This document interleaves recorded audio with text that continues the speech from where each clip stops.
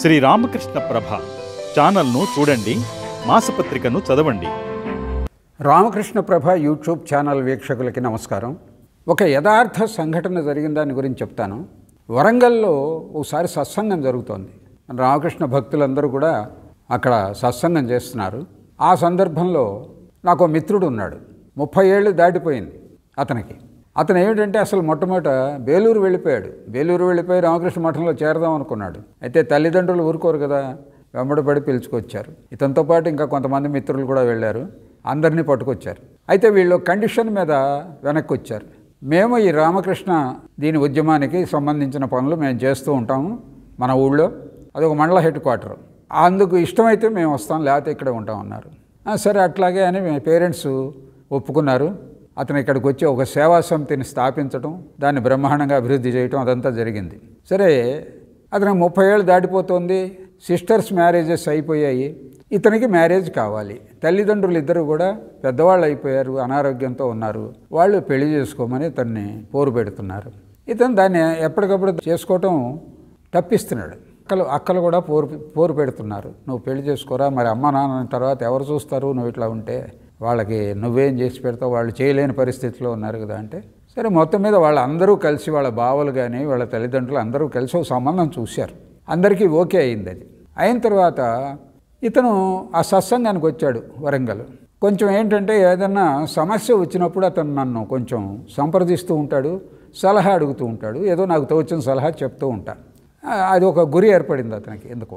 సరే మాస్టారు ఇలా ఉంది, ఇంట్లో అందరూ నన్ను పెళ్లి చేసుకోమంటున్నారు, మొత్తం అందరూ యాక్సెప్ట్ చేశారు, అందరూ ఓకే చేశారు, నేను ఓకే చెప్తే అయిపోతుందండి, ఏం చేయమంటారు అన్నాడు. ఇది ఒకటి చెప్పే విషయమా? నేను చెప్తే ఓకే అవుతుంది. ఇప్పుడు నేను చేసుకోవయా అన్నాను అనుకో, రేపు వచ్చేటువంటి రిపర్కేషన్స్ అన్నావు అంటే దానికి నువ్వు చేసుకోమన్నావు అనే బాధ ఇది వస్తుంది. లేదు వద్దన్నాను అనుకో, ఓ మంచి సంబంధం అయ్యి మంచి యోగ్యాలైనటువంటి అమ్మాయి వచ్చేది తప్పిపోతుంది. ఇది క్లిష్టమైనటువంటి సమస్య. ఇది ఒకటి చెప్పే విషయం కాదు, సలహా ఇచ్చేది కాదు. ఏం చేయాలి ఆలోచించి. క్లిష్ట పరిస్థితులు ప్రతి జీవితంలోనూ ప్రతి వాళ్ళకి వస్తూ ఉంటాయి. ఎటు తేల్చుకోలేనటువంటి సందర్భాలు వస్తూ ఉంటాయి. అట్లాంటప్పుడు నేను చేసేటటువంటి ఒక ప్రయోగం ఉంది. అది ఏమిటంటే ఎస్ నో అని 2 చీట్ల మీద రాసి వాటిని ఉండ చుట్టేసేసి అమ్మ శారదాదేవి పటం ముందు పెట్టి కళ్ళు మూసుకుని ఒకటి తీస్తా. ఇలా నేను చాలాసార్లు చేశాను. అది ఏమొస్తే అది చేస్తాను, నో వస్తే నోనే చేస్తాను. ఇదే ప్రక్రియ అక్కడ చేశాను. 2 చీట్ల మీద ఎస్ నో రాసి ఆ పటం ఉంది అక్కడ, ఆ పటం ముందు పెట్టి ఒకటి తీసుకోవయ్యా అని చెప్పాను. ఎస్ అని వచ్చింది. ఎస్ చెప్పేసేయమన్నా. తర్వాత బ్రహ్మాండంగా పెళ్ళయింది అతనికి.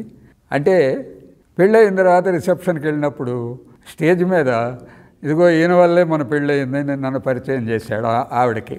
చేస్తే నా వల్ల కాదయ్యా, ఆవిడ జగన్మాత వేరే ఉంది, ఆదిశక్తి, ఆవిడ వల్ల అయింది అని చెప్పాను. చక్కగా 2 పిల్లలు బ్రహ్మాండంగా ఉన్నారు వాళ్ళు. ఈ ఆధ్యాత్మిక సేవ ఇంకా విస్తృతంగానే చేస్తున్నాడు. అయితే అతను కూడా ఈ వీడియో వింటూ ఉంటే అతనికి తెలుస్తుంది ఎవరనేది. కాబట్టి ఇక్కడ ఏమిటంటే శారదాదేవి యొక్క గొప్పతనం ఏమిటంటే ఆవిడ బోధల్లో ఒక బోధ ఉంది. ఏంటంటే నీకు ఆ సందిగ్ధమైనటువంటి పరిస్థితి వచ్చినప్పుడు, ఎటు తేల్చుకోలేని స్థితి వచ్చినప్పుడు నీకు ఒక అమ్మ ఉంది అని చెప్పి నన్ను తలుచుకో అని చెప్పింది ఆవిడ. అది 100% కనుక మనం విశ్వాసంతో, ఇక్కడ 99.99 ఉన్న సుఖం లేదు, 100% శరణాగతి అంటాం చూసారా, అదనమాట. నువ్వు ఏం చేస్తే అది అని గనక నమ్మకంతో అక్కడ పడేసి చేస్తే ఆవిడిచ్చినటువంటి తీర్పులన్నీ కూడా నా జీవితంలో కానీ చాలా అద్భుతమైనటువంటి తీర్పులు ఇచ్చింది. ఆమె ఏం చెబితే చేయటమే, చేయమంటే చేయటం, లేదంటే మానేయటం. ఎందుకంటే రామకృష్ణుల వారి కన్నా కూడా ఆవిడ పవర్ఫుల్. ఆయనే చెప్పారు, హృదయతో ఒకసారి హృదయ ఏదో మాట్లాడాడు. ఆమెనే మాట్లాడితే, ఒరే నాయన నన్నేం తిట్టినా పర్వాలేదు, ఆమెనేమన్నా అన్నావంటే నీకు అసలు పుట్టగతులు ఉండవురా బాబు అని చెప్పాడు. సోదరి నివేదిత ఒక సందర్భంలో అంటుంది ఏమిటంటే, శారదాదేవి రాబోయే 3000 సంవత్సరాలకి సరిపడా ఒక మహిళ ఎలా ఆదర్శంగా జీవించాలి అన్నది రాబోయే 3000 సంవత్సరాలకి సరిపడా తన ఒక్క జీవితంలో ఆచరించి చూపించింది అంటుంది.